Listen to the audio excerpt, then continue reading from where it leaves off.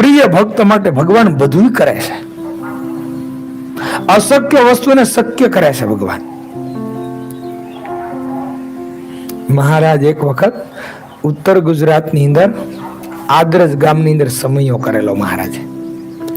એ વખતે દેશાંતરમાંથી મહારાજે ભક્તોને તેડાવ્યા અને એ વખતે વિસનગરના પાનાચંદભાઈ આવ્યા. એને ગઠિયો વા એ જાય નહીં.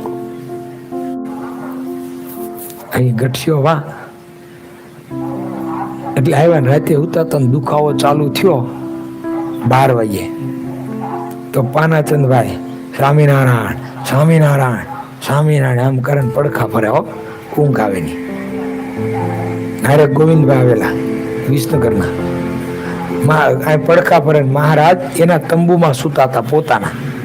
ભક્તો દૂર સુતા હતા.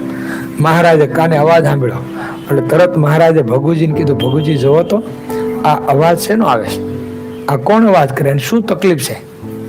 ભગુજી તપાસ કરી આમ કાન માંડ્યો અને ખબર પડી ઓલા તંબુમાંથી અવાજ આવે છે. ભગુજી ત્યાં ગયા. ત્યાં જઈ અને તંબુમાં પ્રવેશ કરીને જોયું ક્યાં તો પથારીમાં બેઠા છે ભગતજી. સ્વામિનારાયણ સ્વામિનારાયણ સ્વામિનારાયણ પાનાચંદ કરે છે.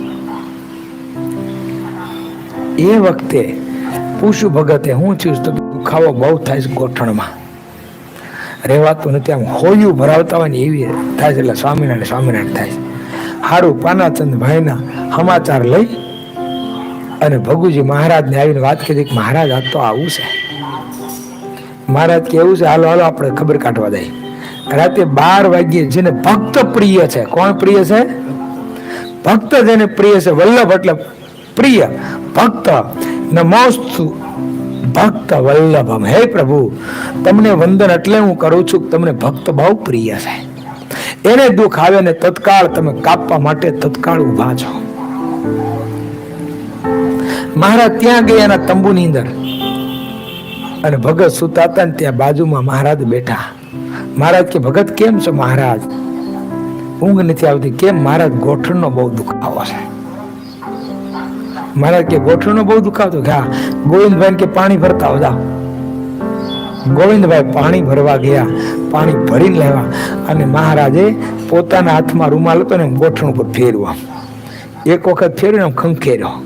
પછી સ્ત્રીમાં ઘેર ન બેહતી શું કરે? પાણી શેનો?